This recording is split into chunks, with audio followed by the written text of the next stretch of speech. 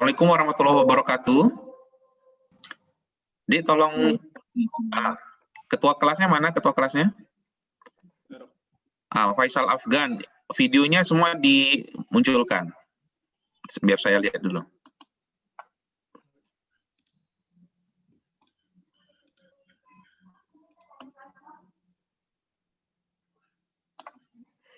Kalau belum muncul semua, saya belum mulai ya. Ini Aisyah belum nih. Mega.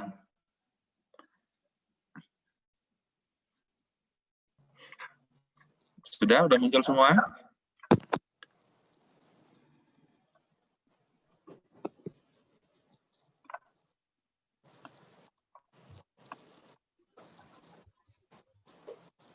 Mega Dwi mana Mega Dwi? Belum. Joan juga belum ya.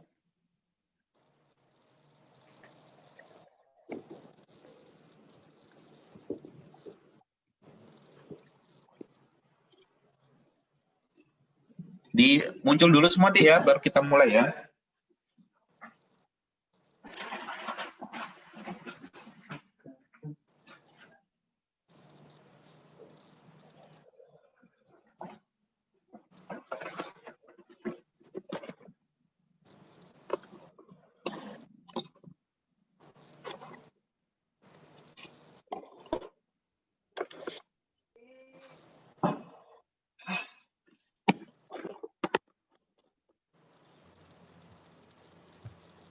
Sudah muncul semua?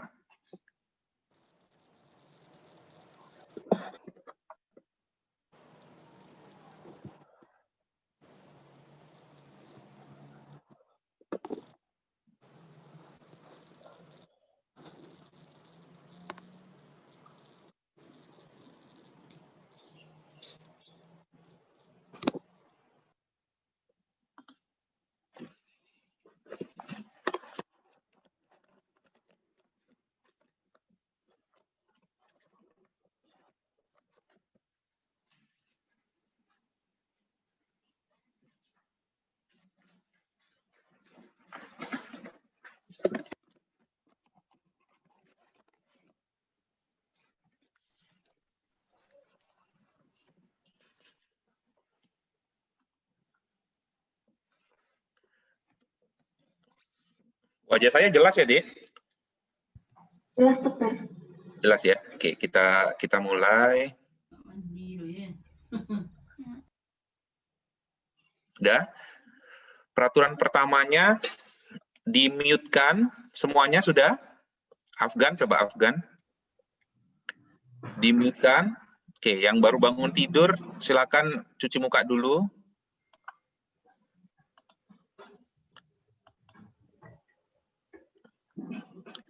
Mutiara siapa nih? Mutiara belum ada videonya ya.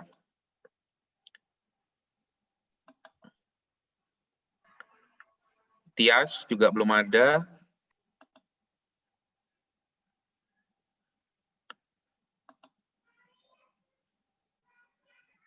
Oke.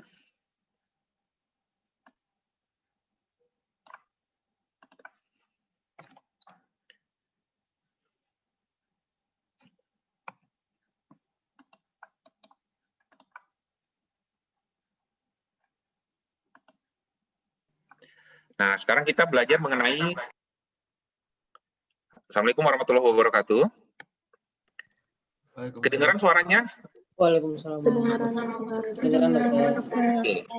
Ya, nanti kalau misalnya ada yang nggak jelas, langsung di chat aja ya. Misalnya suaranya terputus, ya gambarnya nggak jelas. Kita mulai dengan belajar mengenai gagal ginjal. Ini sambungan materi yang kemarin ya, yang kemarin itu dampaknya jika tidak atau komplikasinya jika tidak tertangani dengan baik, dia akan mengalami hal seperti ini. Ini saya ulangi lagi di penampangnya ya. Ini udah pada tahu semua ya. Ini bladder, uretra, dan ini ureter ya. Ini kalau dari radiologi ya, misalnya kita X-ray ya, kita lihat jelas. Nah, ini dia, ini parenkimnya. Ini udah pada tahu semua ya, udah belajar anatomi ya. Nah, struktur ginjal ini letaknya, ya, ini mungkin nggak akan saya lewatin aja ya, semua pada tahu ya, di retroperitoneal ya, di torak 12 ya, lumbal 1 sampai lumbal 4.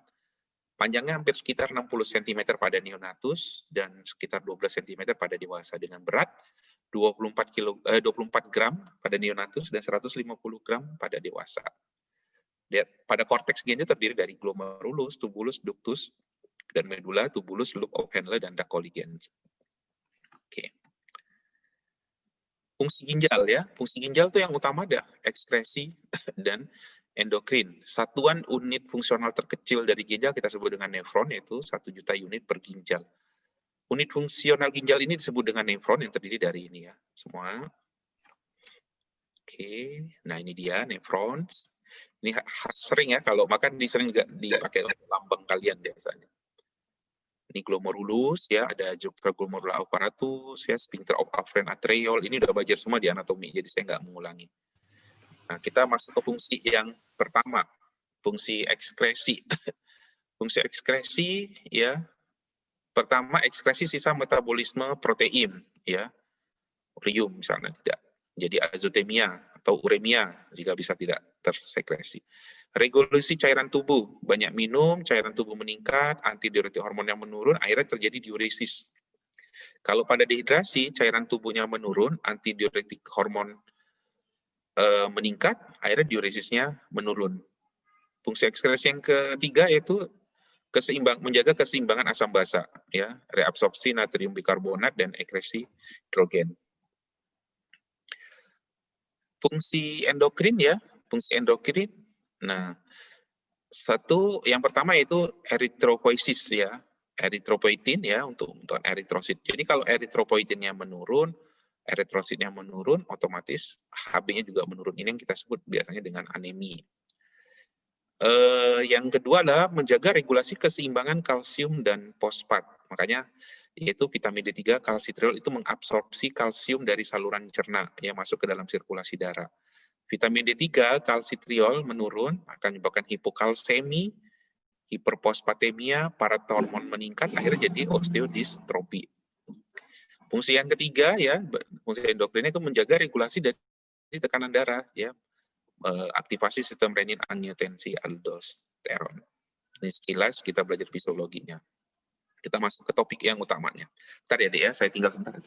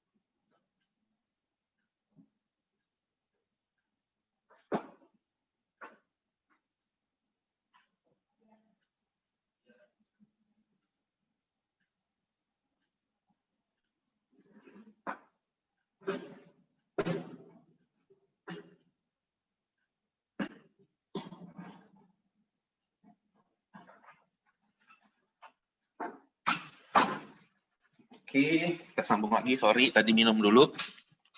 Kita masuk ke gagal ginjal akut. Atau biasa kita sebut dengan akut kidney injury ya.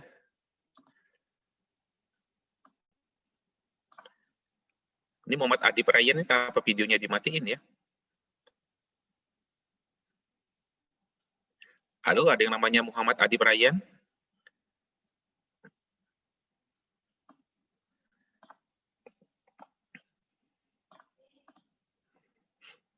Ya, ada Adib. Kalau enggak mulai nih kita nih. Adib kenapa mati?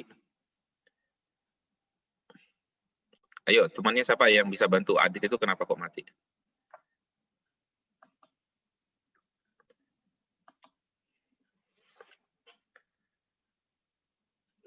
Talita juga ya. Baiklah, kalau memang mau dengar silakan, kalau nggak mau dengar juga nggak apa-apa kok ya Dea, ini kan kepentingannya untuk kalian juga. Nah, Adib udah muncul. Oke, gagal ginjal akut ya, akut kidney injury atau kita singkatnya AKI. Jadi berikutnya kalau bisa nanti yang mahasiswa Unja sudah tahu ya apa itu AKI ya, itu akut kidney injury. Ya. Akut kidney injury yaitu menurunnya laju filtrasi glomerulus secara tiba-tiba sehingga mengakibatkan kadar orium dan kreatinin itu meningkat ya. Terjadi ketidakmampuan ginjal mengatur keseimbangan cairan dan elektrolit. Oke. Bagaimana dengan oliguri ya? Oliguri pada bayi itu kurang dari 0,5 ya sampai 1 cc per kilogram berat badan per jam. Ya, kalau anak kurang dari 400 sampai 500 cc per 24 jam. Klasifikasinya ya gagal ginjal itu bisa dia prarenal, intrinsik atau pascarenal. Nanti kita lihat satu persatu. Gagal ginjal prarenal itu akibat menurunnya blood flow ke ginjal, ya, hiperperfusi ginjal.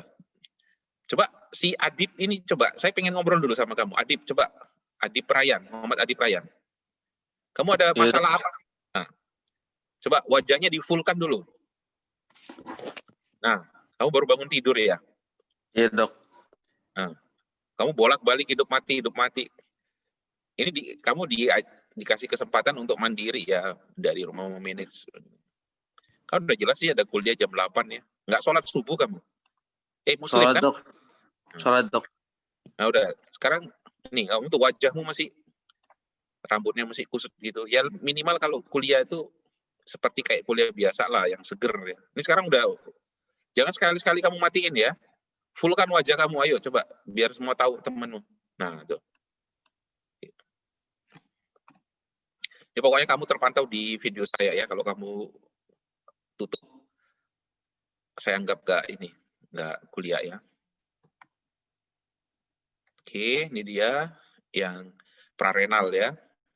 Karena berbagai penyebab prarenal ya, penyebabnya itu volume sirkulasi darah total atau efektif menurun ya, curah jantung menurun dengan akibat darah ke korteks ginjal juga menurun, laju filtrasi glomerulusnya juga menurun, tetapi fungsi reabsorpsi tubuh terhadap air dan garam tetap berlangsung. Nih, konsentrasi natrium urin kurang dari 20 milimol per liter, fraksi ekskresi natrium itu rendah kurang dari 1. Ya.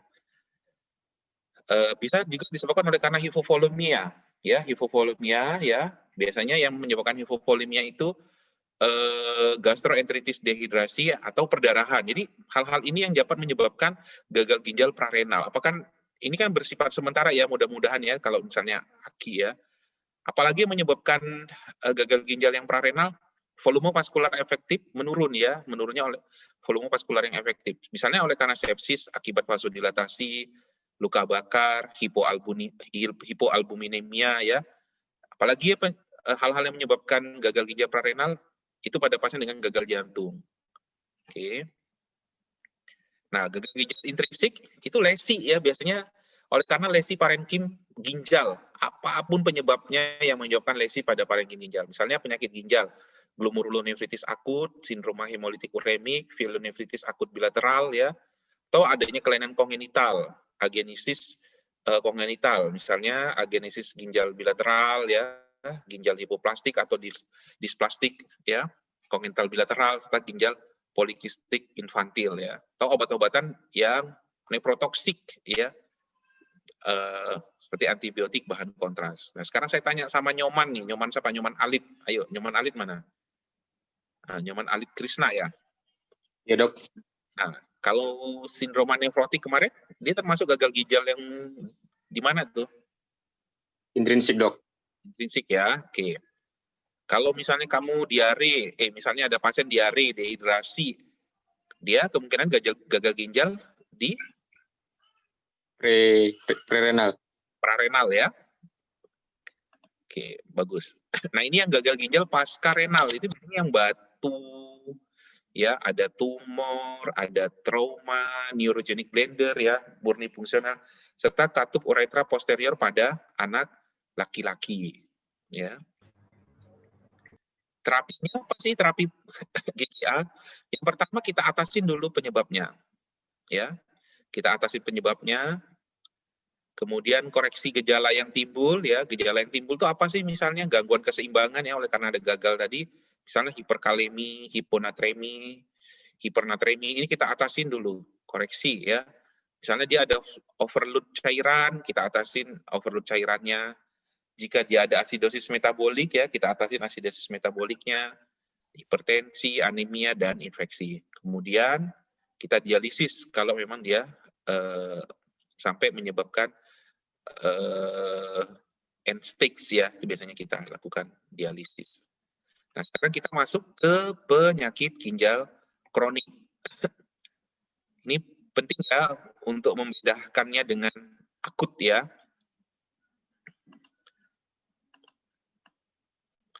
Kamu perlu tahu kalau untuk membedakannya dengan akut, seorang anak dikatakan menderita penyakit ginjal kronik ya, kita singkat dengan PGK berikutnya, atau CKD ya, chronic kidney disease, bila didapatkan salah satu kriteria, nih perlu pemahamannya, kerusakan ginjalnya itu berlangsung lebih dari 3 bulan ya, selama 3 bulan atau lebih, berupa kelainan struktur atau fungsi dengan atau tanpa penurunan fungsi yang diukur melalui laju filtrasi glomerulus. Dia dapat berbentuk adanya kelainan dalam komposisi urinnya atau adanya kelainan dari hasil pencitraan atau dari biopsi ginjal. Sampai di sini paham ya definisinya ya. Kriteria lainnya terdapat penurunan laju filtrasi glomerulus kurang dari 60 cc per menit per 1,73 meter kubik selama 3 bulan atau lebih dengan atau tanpa gejala kerusakan ginjal yang telah disebutkan sebelumnya. Kita lihat satu persatu ya. Ini insiden dan penyebabnya ya. Di Indonesia sebenarnya belum ada angka pasti, tapi memang banyak ya. Bisa 21 dari 252 anak yang menderita penyakit ginjal adalah pasien PGK. Di Sutomo 31 dari 282 anak yang dirawat dengan kelainan ginjal, sekitar 11%. Biasanya 2 penyebab utama penyakit ginjal kronik adalah kelainan kongenital atau glomerulonefritis kronik. Kita lihat dulu. Nah, ini stadium penyakit ginjal kroniknya. Ya, tadi ada AKI. Kalau di AKI itu ada nanti rifle, istilah rifle. Nanti saya kasih kuliahnya ke kalian ya. Pembagian PGK ini menjadi beberapa tahap mempunyai tujuan untuk pencegahan, pengenalan awal kerusakan ginjal, dan untuk tata laksana, serta untuk menghindari komplikasinya. Nah, ini ada 5 tahapan PGK yaitu stage 1, ya. Kita lihat dari LFG-nya, laju filtrasi glomerulus-nya. Stage 2, GFR ya, biasanya 60-89, biasanya dideskripsikan sebagai gagal ginjal kronik ya. Stage 5, GFR-nya atau LFG-nya itu kurang dari 15, kita sebut dengan N-terminal ya, gagal ginjal yang terminal. Bagaimana menghitung laju filtrasi glomerulus? Laju filtrasi glomerulus dihitung dengan cara menghitung ya, konstanta 0,55. Ini ada konstantanya berdasarkan berat umur ya. Kalau untuk bayi agak beda lagi. Ini kita ambil rata-ratanya aja. 0,55 kali tinggi badan dalam sentimeter per kreatinin serum. Jadi nanti kita lihat dari kreatinin serumnya. Nanti kelihatan berapa nilai GFR-nya. Ini etiologinya secara garis besar ya, Dek ya. Kelainan kongenital ya, glomerulonefritis, penyakit sistemik dan lain-lain. Ini kita bisa lihat ya. Penyebab dan faktor risiko penyakit ginjal kronik. Ini penting sekali karena ada kasusnya yang sehari-hari kita temukan. Nah, pada balita nih ingat ya, kemungkinannya paling sering adalah oleh karena kelainan bawaan, misalnya kelainan atau kekurangan dalam pembentukan jaringan ginjal disertai adanya sumbatan atau tanpa sumbatan. Sedangkan pada usia 5 tahun ke atas, ini biasanya sering disebabkan oleh penyakit yang diturunkan.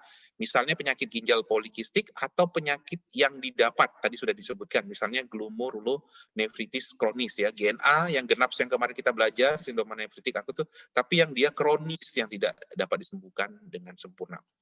Nah, ini beberapa kondisi yang dapat meningkatkan resiko terjadinya penyakit ginjal kronik ya. Yang pertama, ada riwayat keluarga dengan penyakit ginjal polikistik. Ada penyakit ginjal yang genetik, bayi dengan berat badan lahir rendah atau prematur, anak dengan riwayat gagal ginjal akut yang tidak bisa diatasi, ada kelainan bawaan ginjal, ada ISK. Ya, kemarin tuh udah belajar ISK, salah satu komplikasinya nanti adalah PGK, riwayat menderita sindroma nefrotik, riwayat sindroma nefritis akut ya, atau riwayat sindrom hemolitik uremik, riwayat menderita penyakit sistemik seperti diabetes, ya, lupus, HSP, serta riwayat menderita tekanan darah tinggi atau hipertensi. Nah, ini yang penting untuk adik-adik semua, ya, ini bisa untuk kehidupan sehari-hari. Bagaimana sih kita mengenal gejala klinis dari penyakit ginjal kronik, ya? Ilustrasinya ya, keluhan pertama anak dengan PGK itu saat dibawa ke dokter sangat beragam. Nah, ini penting sekali ya. Mungkin berkaitan dengan penyakit ginjal yang mendasarinya atau sebagai akibat gangguan fungsi ginjal yang sudah menurun.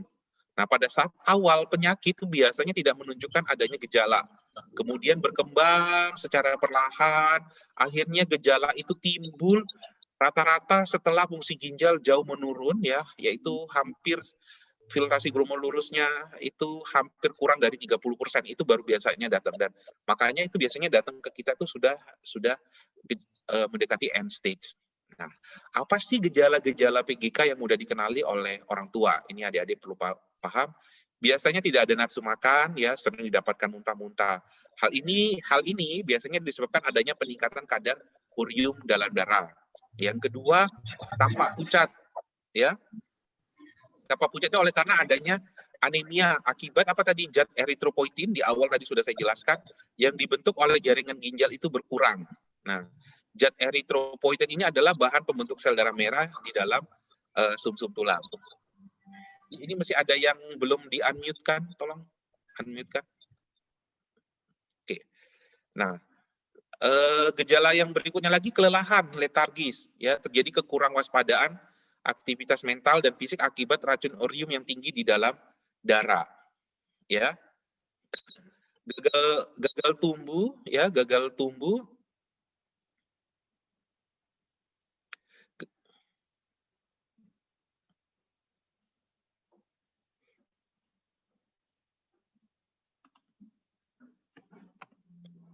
Gagal tumbuh disebabkan oleh nafsu makan yang kurang dan disertai muntah-muntah yang berlangsung lama, ya. Terjadi perlambatan peningkatan tinggi badan dan pubertas yang terlambat.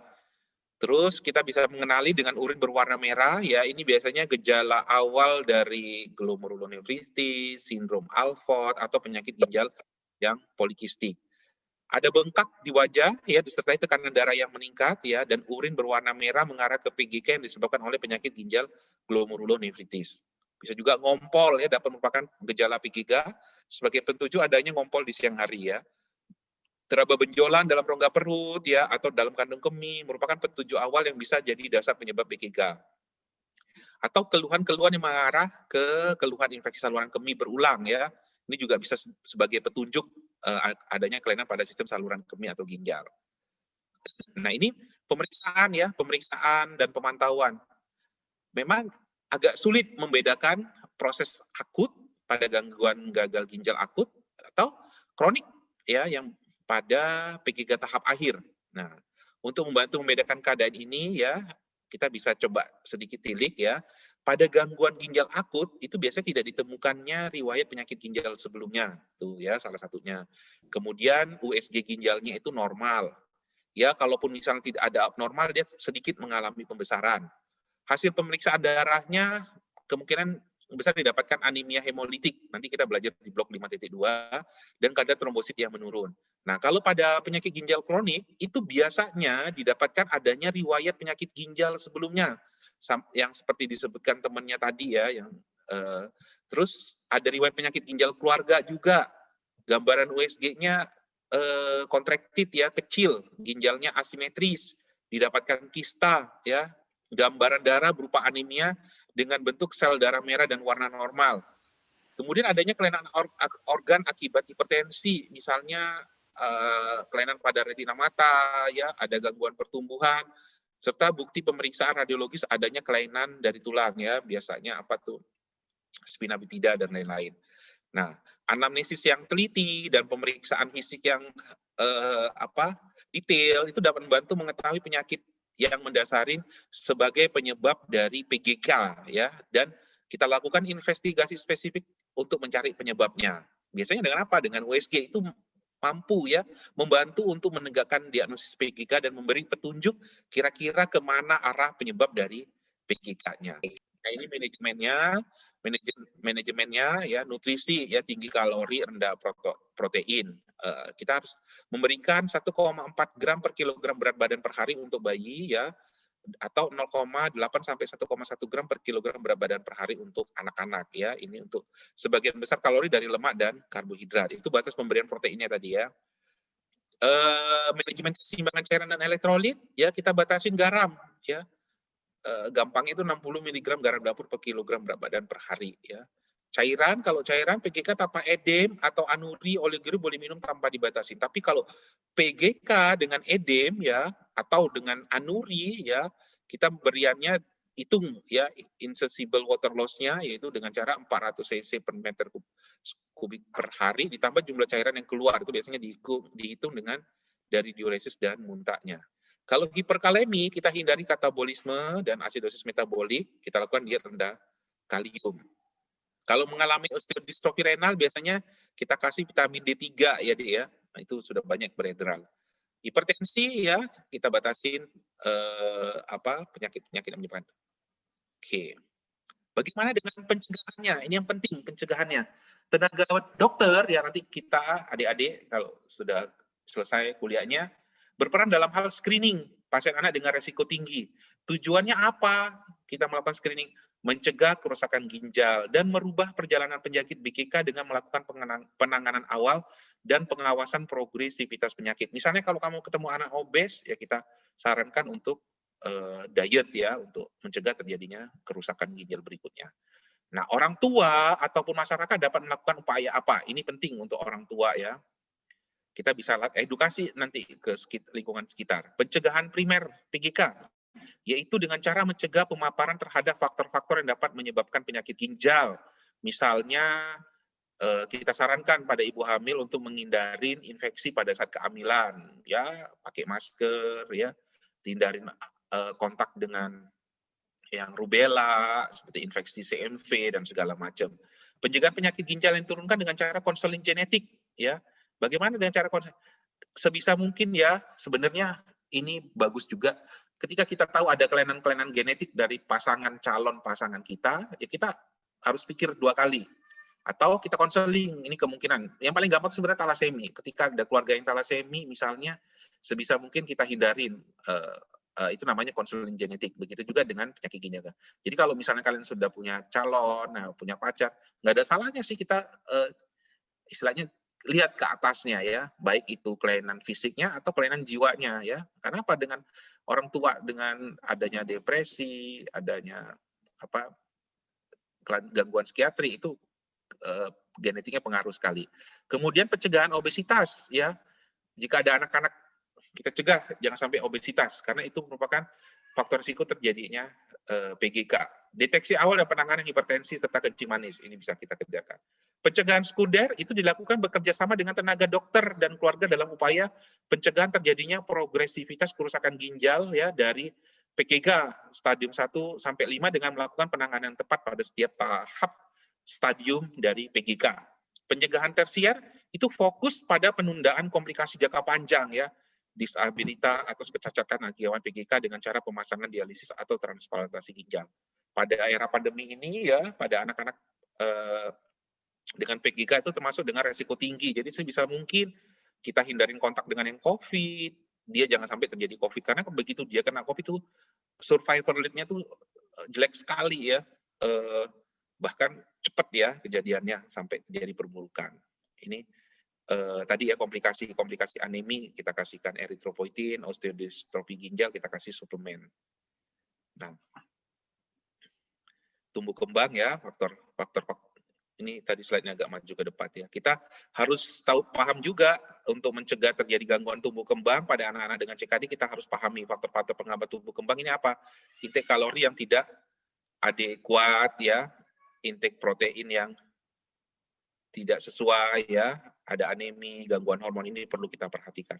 Terapinya dengan rekombinan human growth hormone. Nah, ini dialisis ya, dilakukan cuci darah serta transplantasi. Nah, ini belajar kasus. Ayo semua teman adik-adik Sudah baca kasusnya ya? Sudah terlihat semua? Boleh dihidupkan ininya? Apa? Di-unmute-kan dulu, di-unmute-kan. Saya tunjuk ya.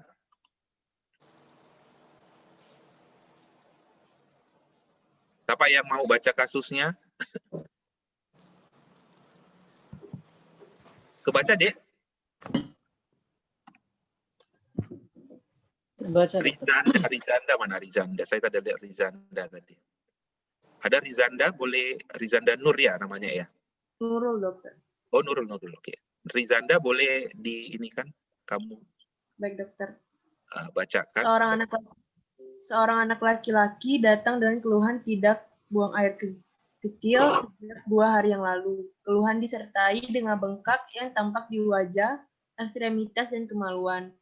Penderita mengalami muntah-muntah sejak 1 hari yang lalu dan mengeluh nyeri pada ulu hati. Penderita tampak lemah dan lebih sering tertidur. Kalau kamu analisa dulu. Keluhannya apa, Dik, yang utamanya? Dia keluhan yang pertamanya itu dia udah nggak buang air kecil sejak 2 hari yang lalu, terus dia Oke, mengeluh. kita dulu. Berarti keluhan utamanya tidak BAK ya? Iya, dokter. Kita sebut apa ya biasanya nih? Anuri, apa oliguri? Pokoknya retensi urin dulu ya. Anuri, dokter. Oke. Kemudian eksplorasi lagi keluhannya. Adanya bengkak tampak pada wajah, edema. Itu kan pemeriksaan fisik. Keluhannya lagi? Nyeri pada ulu hati. Oke, nyeri pada ulu hati. Kemudian apa lagi? Terus dia mengalami muntah-muntah sejak 1 hari yang lalu. Oke, cukup ya. Sekarang Nurul. Nurul ada namanya Nurul. Ya, dokter. Yuli. Apalagi keluhannya tadi kan temannya tadi sudah bilang tidak bisa BAB, terus nyeri ulu hati. Kira-kira keluhan yang dia keluhkan apa tuh? Lebih sering tertidur, dokter. Oke, lebih sering tertidur. Masuk semua ya dari teori yang tadi kita pelajarin ya? Ya, dokter. Oke, Raihana, coba Raihana. Dokter. Ya, apalagi tambahan informasi yang bisa kamu dapat dari pasien ini? Setelah dilakukan pemeriksaan fisik, ditemukan adanya bengkak seperti edem, pertama di wajah, kemudian ekstremitas, baru pada kemaluannya. Pinter kamu. Itu berarti tadi apa? Edem dengan anuri ya? Iya, dokter. Oke, siap. Nah, sekarang saya acak lagi Mia. Ada namanya Mia? Ada, dokter. Oke. Kamu kira-kira apa yang akan kamu lakukan? Misalnya nih datang pasien ke IGD dengan keluhan ini dan tadi sudah dijabarkan sama teman-temannya ya, Rehana dan kawan-kawan. Planningnya apa nih, Dek? Planningnya? Kamu akan Menurut saya harus direhidrasi dulu, dokter. Soalnya dia muntah-muntah, dokter. Oke. Catat ya, kamu rehidrasi nanti. Coba, ini saya catat juga. Nanti kita kumpulkan kira-kira apa aja. Tadi direhidrasi ya, Dek? Ya, dokter. Sekarang, ada lagi yang mau? Etina? Tadi kawannya sudah bantu jawab. Apa yang kamu lakukan? Ini udah ada keluhannya ini. Keluhannya di status studi kasusnya ini. Kira-kira apa yang kamu lakukan? Akan kamu lakukan? Kamu nggak mesti terpatokkan sama jawaban temanmu ya. Kamu melakukan apa? Setelah ada data ini, kamu lakukan apa, Etina? Bisa, kalau nggak bisa dibantu Iqmal. Iqmal Gali.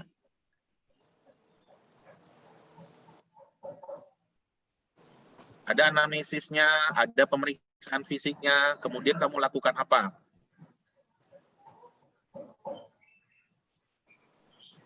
Iqmal, bisa? Kurang bisa, Dok. Etina tadi apa jawabannya?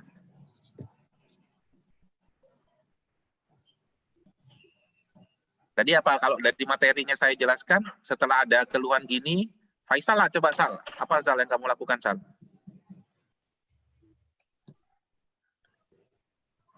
Ingat, untuk menegakkan diagnosis kita mengerjakan apa sih? Ada yang bisa jawab?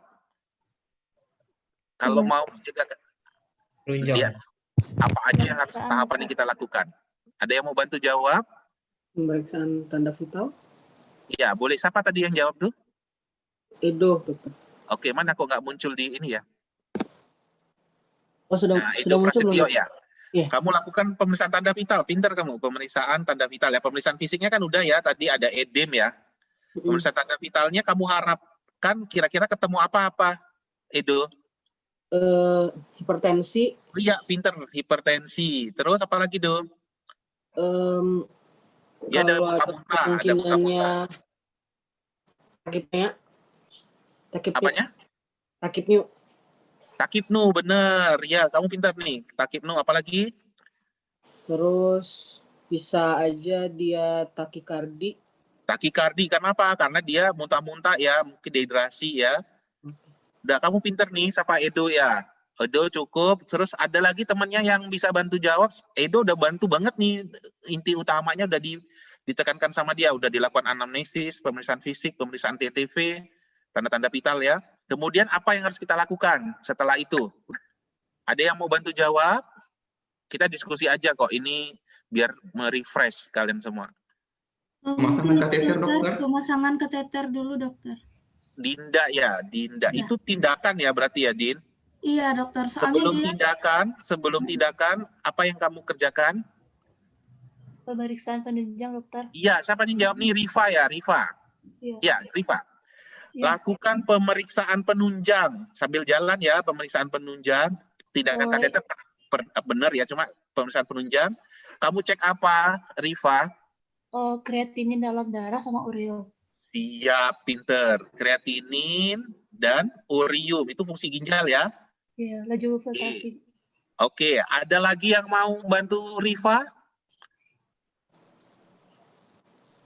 Siapa lagi? Kemudian apa lagi? Rifa udah bantu nih, sudah mengarahkan ini. Cek kreatinin dan urium. Pemeriksaan USG, dokter. Oke, siapa yang jawab tadi itu? Pemeriksaan? USG. Siapa yang jawab pemeriksaan USG? Tiara ya, Tiara. Tiara, kira-kira kamu menyarankan periksa USG, kamu pengen dapat apa, Tiara?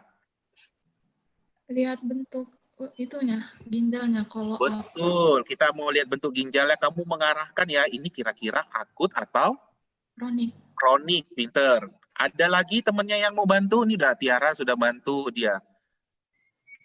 Siapa lagi kira-kira? Ini bisa sampai 1 jam ya Zoom-nya kan? Bisa ya? Oke, nanti kalau udah mau habis beritahu ya. Nah, selain Tiara ada lagi yang mau bantu nih pemeriksaan penunjangnya menurut saya masih kurang nih. Kira-kira apa yang belum diperiksa? Urin analisis. Oke, siapa yang jawab urin analisis tadi? Nyimas ya. Urinalisa, Nyimas. Tolong dihidupkan itunya mute-nya, di unmute kan? Ya, Nah, dokter. Nyimas, kamu kenapa mau periksa urinalisis? Kamu mau nyari apa? Cek mungkin ada protein. Pinter kamu, cek protein. Takutnya dia jangan-jangan ada sindrom nefrotik atau nefritik ya. Oke, ini semua sudah, tapi ada yang masih kurang. Ada yang mau bantu lagi melengkapi pemeriksaan penunjang. Udah tadi ada temannya bilang kreatinin urium, ada lagi temannya bilang USG, ditambahkan lagi sama Nyimas urinalisis. Ada yang masih kurang nih, kira-kira ada yang mau bantu nambahin? Pemeriksaan urin, dokter. Pemeriksaan apa? Darah urin. Darah, Amanda pinter. Darah, kamu mau lihat apa Amanda? Cek darah lengkap? Anemia atau enggak, dokter? Iya, pinter. Ya, udah. Ini semua udah cukup. Untuk ukuran kalian yang mahasiswa ini, menurut saya sudah bagus sekali. Baru setelah ini, kita lakukan tindakan-tindakan tadi yang disebutkan sama temannya di awal tadi, direhidrasi. Itu benar ya, Dek ya? Direhidrasi, mungkin dia dehidrasi. Terus karena dia nggak bisa pipis tadi dipasang kateter ya. Oke. Udah, kita lihat dulu ya. Ini udah benar semua. Ini dia. Apa yang harus kita lakukan terhadap anak tersebut? Ya, pertama kita identifikasi masalah. Tadi sudah disebutkan semua. Coba ya, identifikasi faktor risiko sebelum keluhan tersebut terjadi. Kita nggak tahu, makanya kita lakukan anamnesis ya. Nilai keadaan klinis anak tadi sudah pada disebutkan semua. Tadi ada dibantu sama temennya yang TTV itu ya, pinter anaknya. Dia sebutkan apakah ada hipertensi dan segala macam. Lakukan pemeriksaan laboratorium. Ini semua udah disebutkan semua sama kalian ya. Nah, berdasarkan temuan yang ada, kira-kira diagnosisnya kira-kira ke arah mana? Bisa ke arah gagal ginjal akut atau ke gagal ginjal kronik. Kita tinggal lihat proses sudah berapa lama. Dengan analisis yang mendalam ya, biasanya kalau sudah koas gitu, kita bisa tahu. Baru kita masuk planningnya, planning penata laksanaan. Tadi sudah disebutkan semua ya, dehidrasi, kateter, ya, pembatasan cairan misalnya kalau memang dia ada edem sama anuri tadi, ya, terapi konservasi untuk memperbaiki keadaan umum. Dan jika dia dilakukan memberat, kita lakukan dialisis. Saya mau nanya lagi nih, tadi dari pemeriksaan penunjang ada yang kurang yang masih belum diminta pemeriksaannya. Padahal komplikasinya paling sering tuh berhubungan dengan penyakit gagal ginjal. Tadi sudah nih, saya ulangin ya, darah lengkap udah, urinalisis sudah, fungsi ginjal udah, USG udah. Ada satu yang belum diperiksa, apa tuh? Yang sering Bakteriuria. ya bisa untuk ya, ada yang penting dia. Karena nanti kita akan melakukan koreksi. Cek apa? Tadi urin udah disebutkan. Boleh kultur urin, tapi ada hal yang urgent yang harus kita lengkapin. Laju filtrasi glomerulus. Apa, Dek? Radiologi. Radiologi udah tuh, USG. Laju filtrasi glomerulus. Laju filtrasi glomerulus kan dari kreatinin itu ngitungnya kan? Nah, kan sudah diminta tadi sama temannya. Apa? Untuk koreksi-koreksi misalnya. Elektrolit ya, Dok? Elektrolit. Aisyah Mardia yang jawab ya? Iya. Elektrolit, benar. Oke, ya. Jadi udah lengkap semua, kalian sudah ilustrasi kasusnya sudah bisa. Kira-kira sebelum kita tutup, ada pertanyaan? Ada yang mau ditanyakan, Dik, sebelum kita tutup? Kira-kira sudah paham semua nggak ya?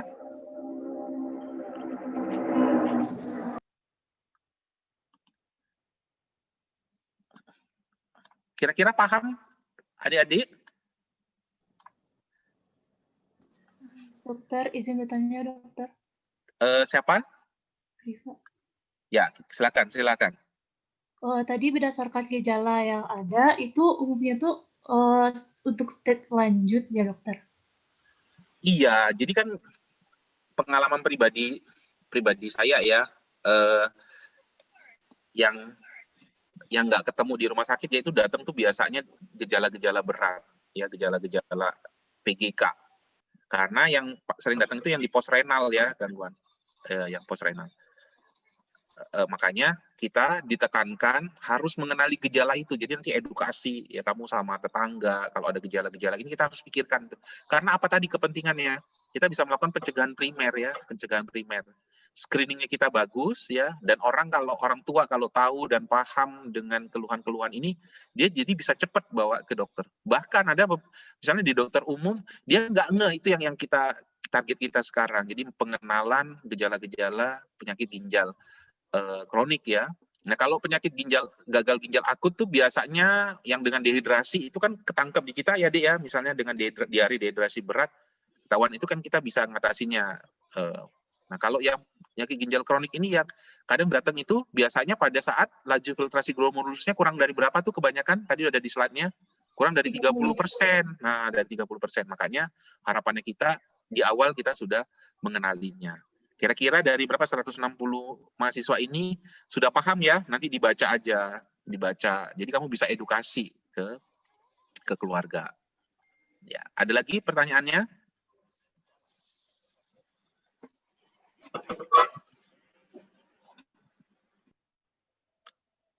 Kalau tidak ada, kita tutup ya. Blognya saya sudah selesai ya kayaknya, Dek ya.